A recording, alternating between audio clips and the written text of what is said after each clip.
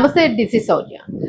భారీ డబ్బుల కుంభకోణం ఇంచుమించుగా 1000 కోట్లకు పైగా అని అంటూ ఉన్నారు. కొంతమంది 1500 కోట్లు అన్నారు. ఇప్పటి వరకు కూడా అనేక మంది బాధితులు బయటకు వచ్చారు. ఇదంతా మంగ్లీ కేసుకి సంబంధించి మంగ్లీ దానిలో మెయిన్ పర్సన్ గా ఉన్నారు అని. సో మైక్రో ఫైనాన్స్ అలాగే మంగ్లీ కలిపి ఇదంతా కూడా ఒక కేసు కింద.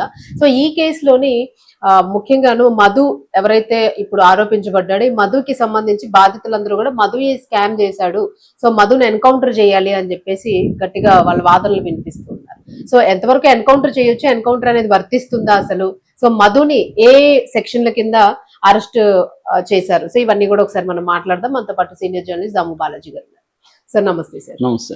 సార్ అంటే మధుకి ఏ సెక్షన్స్ వర్తిస్తాయని అనుకోవచ్చు ఈ కేసుకి సంబంధించి, స్కామ్ గానీ ఏదైనా? మధుకి ఏంటంటే ప్రొటెక్షన్ ఆఫ్ డిపాజిటర్స్ యాక్ట్ అనేది మన ఇక్కడ ఉంది. అలాగే మామూలుగా 420 చీటింగ్ కేసు, ఐపీసీ పాత ఐపీసీ 420 చీటింగ్ కేసు ఉంది. అది 118 అనుకుంటా ఇప్పుడు బిఎన్ఎస్. సో అవి ప్రధానంగా వర్తిస్తాయి. మామూలుగా ఈ స్కాముల్లో అంతా కూడా ఈ కేసులో పెడతారు అనమాట.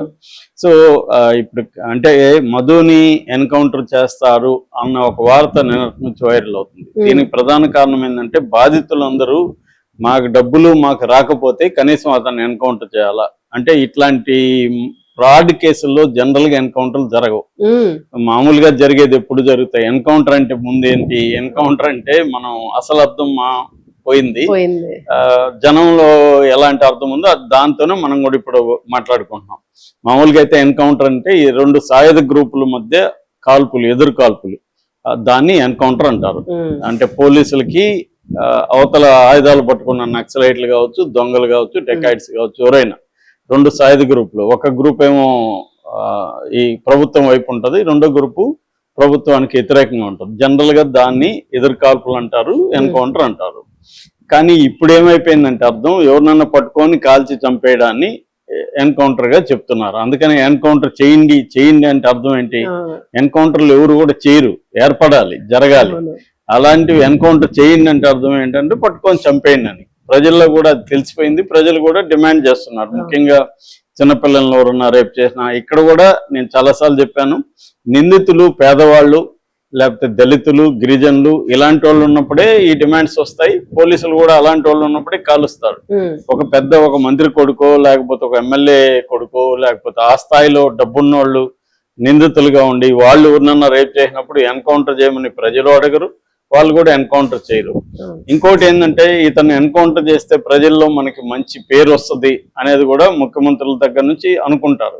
అది అందరు ముఖ్యమంత్రులకు వర్తిస్తుంది. వైఎస్ రాజశేఖర రెడ్డి చేయించాడు, చంద్రబాబు చేయించాడు, రేవంత్ రెడ్డి చేయించాడు, అటుపక్క జగన్ చేయించాడు. అందరూ దీంట్లో ఎవరేం తక్కువ కాదు. ఉత్తరప్రదేశ్లో అయితే ఆయన పేరే ఎన్కౌంటర్ ముఖ్యమంత్రి అయిపోయింది.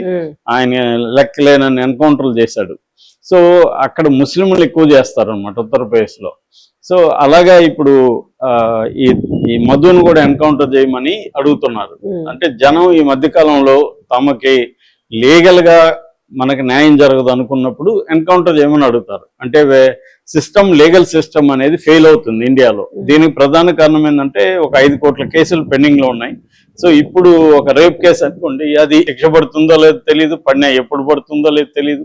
అంతవరకు ఆగే ఓపిక జనంకి లేక చంపేయండి అంటున్నారు. వీళ్ళకి అడ్వాంటేజ్ వస్తుంది, జనంలో బాగుంది అనుకొని చంపేస్తారు. సో కానీ ఇప్పుడు మధుని చంపే అవకాశం ఉందంటే, నేను ఇందాక చెప్పినట్టుగా ఫైనాన్షియల్ ఫ్రాడ్లలో బాధితులే ఇబ్బందులు పడతారు తప్ప నిందితుల్ని పెద్దగా ఇబ్బంది పెట్టరు వీళ్ళు. ఎందుకంటే వీళ్ళకి పెద్ద ఎత్తున ఇప్పుడు ఎన్ని వందల కోట్లు అనేది ఎవరు చెప్పలేకపోతున్నారు ఇప్పటివరకు. కొంతమంది 1000 అంటున్నారు.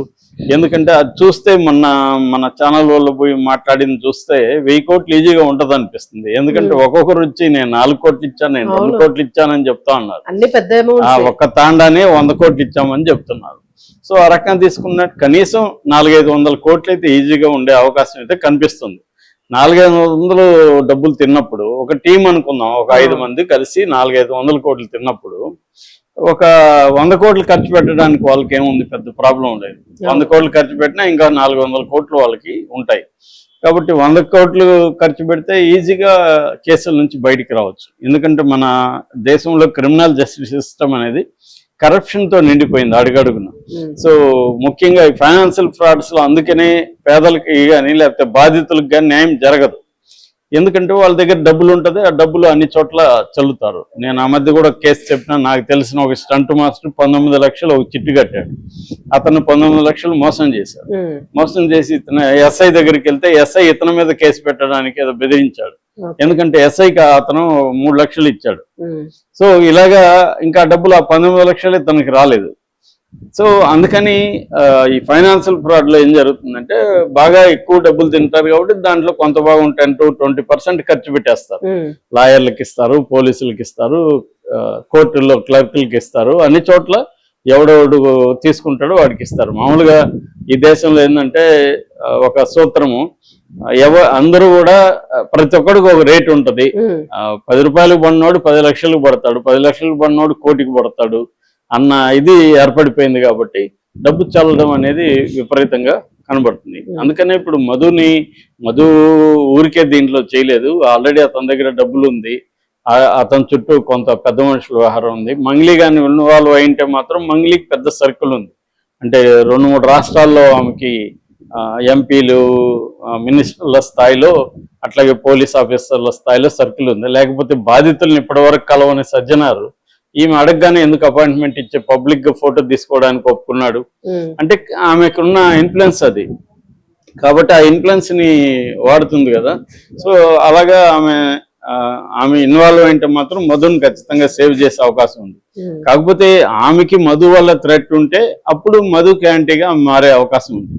అంటే మధు ఏమన్నా అప్రూవర్గా మారిపోయడానికి, ఫర్ ఎగ్జాంపుల్ మారిపోయి ఇదంతా చేసింది మంగ్లీ తమ్ముడే, నేను టూలే, నేను డబ్బులు నేను సొంతానికి ఎక్కడ వాడుకోలేదు, మొత్తం మ్యాక్సిమం అతనికే ఇచ్చేసాను అని చెప్పాడు అనుకోండి, దానికి ఆధారాలు చూపించాడు అనుకోండి, అప్పుడు మంగ్లీ తమ్ముడు ఇరుక్కుంటాడు.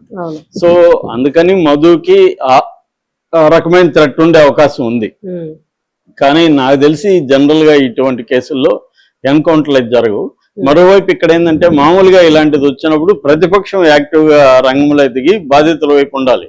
ఇక్కడ విచిత్రం ఏంటంటే బీఆర్ఎస్ అసలు ఈ ఇష్యూని పట్టించుకోవట్లేదు. That is number 1. నెంబర్ 2 ఏంటంటే అక్కడ మంగ్లీ జగన్ మనిషి యాక్చువల్ గా. అక్కడ ఇప్పుడు ఉన్నది తెలుగుదేశం కూటమి ప్రభుత్వం ఉంది, వాళ్ళు అక్కడ చర్య తీసుకోవాలి. ఎందుకంటే అక్కడ కూడా స్కామ్ జరిగింది, కానీ వాళ్ళు కూడా ఎందుకు చర్య తీసుకోవట్లేదు అనేది ఇప్పుడు అందరికి ఎవరు మాట్లాడట్లేదు. వాళ్ళు ఎందుకు చర్య, వాళ్ళకి ఇది యాక్చువల్ గా జగన్ కి సపోర్ట్ చేసిన వాళ్ళందరి మీద అక్కడ చర్యలు తీసుకుంటున్నారు. అలాంటిది ఈమెని పట్టించుకోవట్లేదు అక్కడ. అట్లాగే ఇక్కడ పోనీ బీఆర్ఎస్ ఆమెను సపోర్ట్ చేస్తుంది, బీఆర్ఎస్ లీగల్ టీమ్ కూడా ఆమె హెల్ప్ చేస్తుందని కూడా కాంగ్రెస్ వాళ్ళు పోస్టులు పెడుతున్నారు. మరి కాంగ్రెస్ ప్రభుత్వం ఎందుకు ఆమెని మీద చర్య తీసుకోవట్లేదు అనేది కూడా నేను చాలాసార్లు చెప్పాను. దీంట్లో ఎందుకు ఇన్ని ఇన్వెస్టిగేటివ్ ఏజెన్సీలు, స్కామ్ ఒకటే, బాధితులు ఒకే దగ్గర ఉన్నారు, అట్లాంటప్పుడు దీనికి అంతా కలిపి ఒక సిట్ లాంటి ఇన్వెస్టిగేషన్ టీం ఎందుకు వేయలేదు? నిజానికి ఇది పలు రాష్ట్రాల్లో ఉంది, ఆంధ్రాలో ఉంది, కర్ణాటకలో ఉంది, తెలంగాణలో ఉంది, ముంబైలో ఉంది బాధితులు.